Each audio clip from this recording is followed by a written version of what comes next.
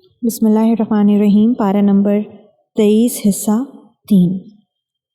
پھر وہ ایمان لے آئے تھے، اس لیے ہم نے انہیں ایک زمانے تک زندگی سے فائدہ اٹھانے کا موقع دیا۔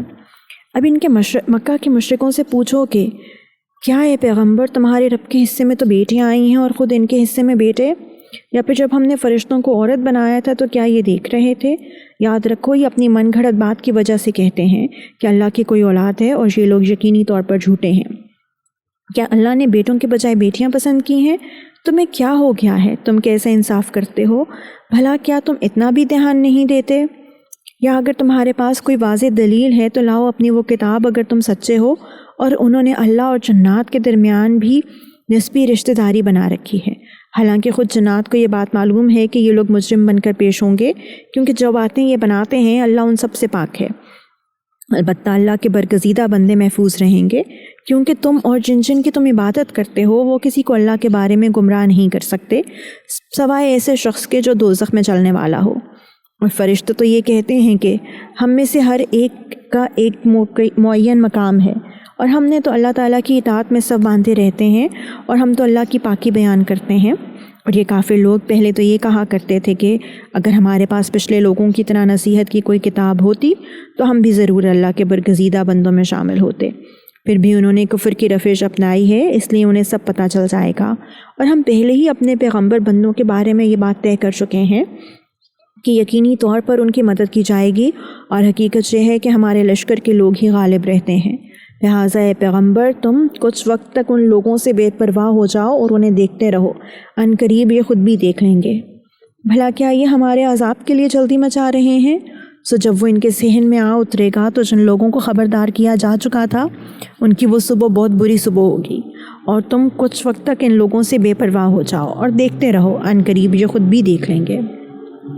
تمہارا پروردگار عزت کا مالک ان سب باتوں سے پاک ہے جو یہ لوگ بناتے ہیں، اور سلام ہو پیغمبروں پر، اور تمام تعریف اللہ کی ہے جو سارے جہانوں کا پروردگار ہے۔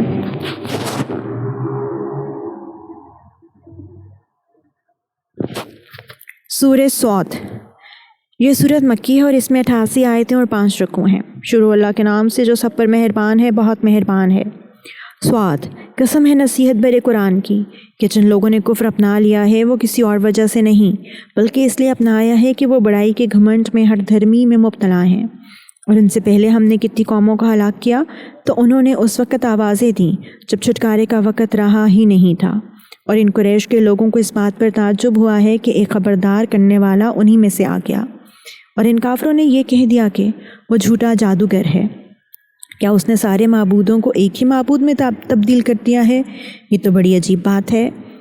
اور ان میں کے سردار لوگ یہ کہہ کر چلتے بنے کہ چلو اور اپنے خداؤں کی عبادت پر ڈٹے رہو۔ یہ بات تو ایسی ہے کہ اس کے پیچھے کچھ اور ہی ارادے ہیں، ہم نے تو یہ بات پچھلے دین میں کبھی نہیں سنی، اور کچھ نہیں، یہ من گھڑت بات ہے۔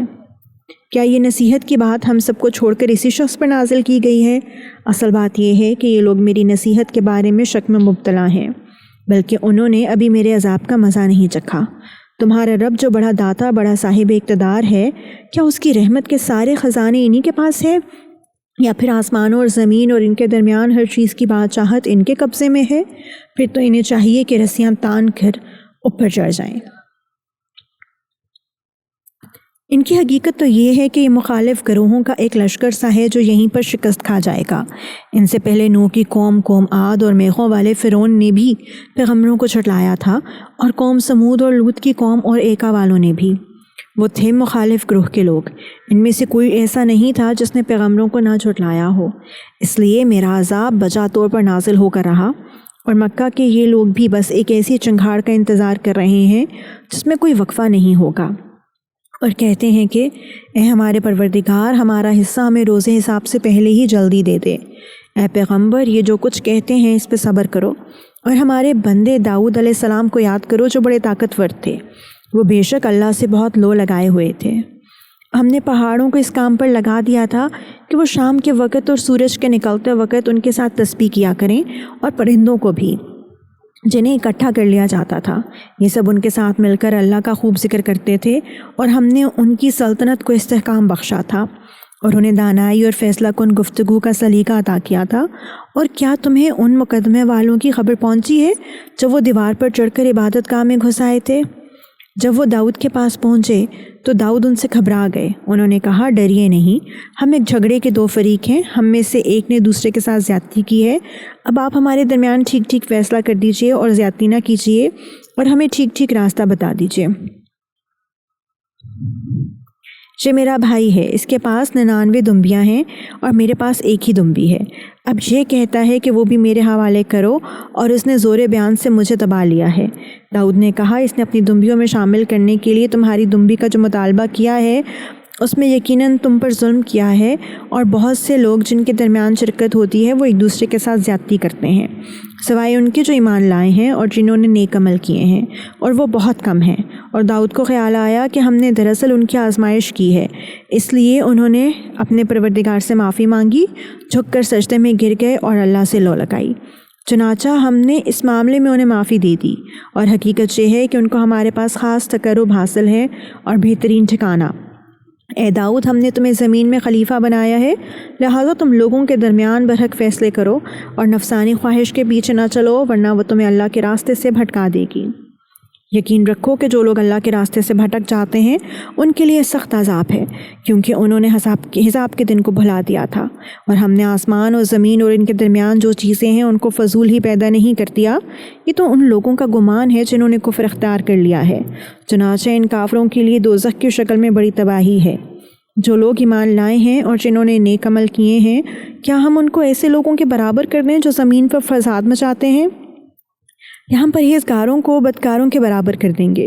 اے پیغمبر، یہ ایک بابرکت کتاب ہے جو ہم نے تم پر اس لیے اتاری ہے کہ لوگ اس کی آیتوں پر غور و فکر کریں اور تاکہ عقل رکھنے والے نصیحت حاصل کریں۔ اور ہم نے داؤد کو سلیمان جیسا بیٹا عطا کیا، اور وہ بہترین بندے تھے، واقعی وہ اللہ سے خوب لو لگائے ہوئے تھے۔ وہ کیا یادگار وقت تھا جب ان کے سامنے شام کے وقت اچھی نسل کے عمدہ گھوڑے پیش کیے گئے، تو انہوں نے کہا، میں نے اس دولت کی محبت اپنے پروردگار کی یاد ہی کی وجہ سے اختیار کی ہے، یہاں تک کہ وہ اوٹ میں چھپ گئے۔ اس پر انہوں نے کہا، ان کو میرے پاس واپس لے آؤ۔ چنانچہ وہ ان کی پنڈلیوں اور گردنوں پر ہاتھ پھیرنے لگے۔ اور یہ بھی واقعہ ہے کہ ہم نے سلیمان کی ایک آزمائش کی تھی اور ان کی کرسی پر ایک دھڑلہ کر ڈال دیا تھا۔ پھر انہوں نے اللہ سے رجوع کیا، کہنے لگے، میرے پروردگار میری بخشش فرما دے اور مجھے ایسی سلطنت بخش جو میرے بعد کسی اور کے لیے مناسب نہ ہو۔ بے شک تیری اور صرف تیری ہی ذات ہے جو اتنی سخی داتا ہے۔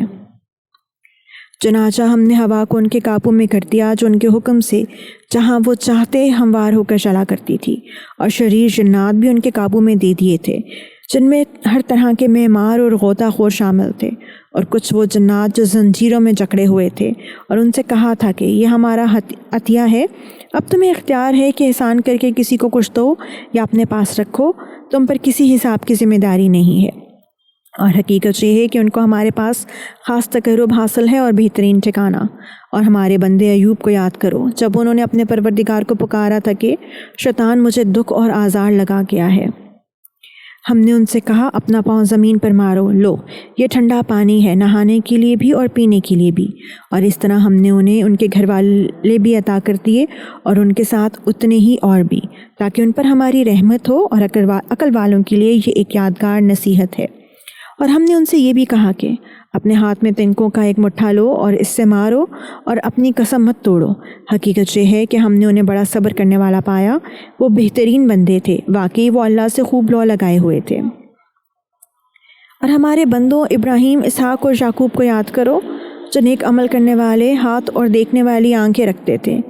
ہم نے انہیں ایک خاص وصف کے لیے چن لیا تھا جو آخرت کے حقیقی گھر کی یاد تھی، اور حقیقت یہ ہے کہ ہمارے نزدیک وہ چنے ہوئے بہترین لوگوں میں سے تھے۔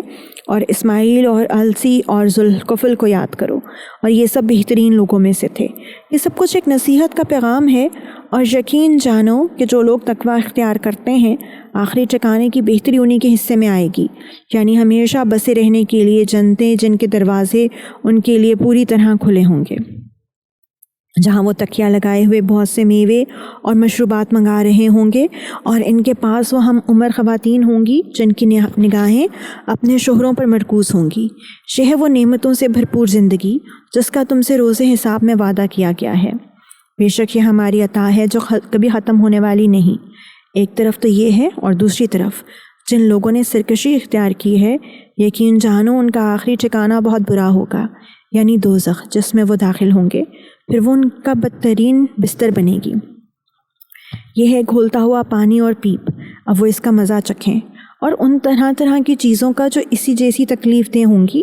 جب وہ اپنے پیروکاروں کو آتا دیکھیں گے تو ایک دوسرے سے کہیں گے، یہ ایک اور لشکر ہے جو تمہارے ساتھ گھسا چلا آ رہا ہے، پھٹکار ہو ان پر، یہ سب آگ میں جلنے والے ہیں۔ وہ آنے والے کہیں گے، نہیں، بلکہ پھٹکار تم پر ہو، تم ہی تو یہ مصیبت ہمارے آگے لائے ہو، اب تو یہی بدترین جگہ ہے جس میں رہنا ہوگا۔ پھر وہ اللہ تعالیٰ سے کہیں گے کہ اے ہمارے پروردگار، جو شخص بھی یہ مصیبت ہمارے آگے لایا ہے اسے دوزخ میں دگنا عذاب دیجیے۔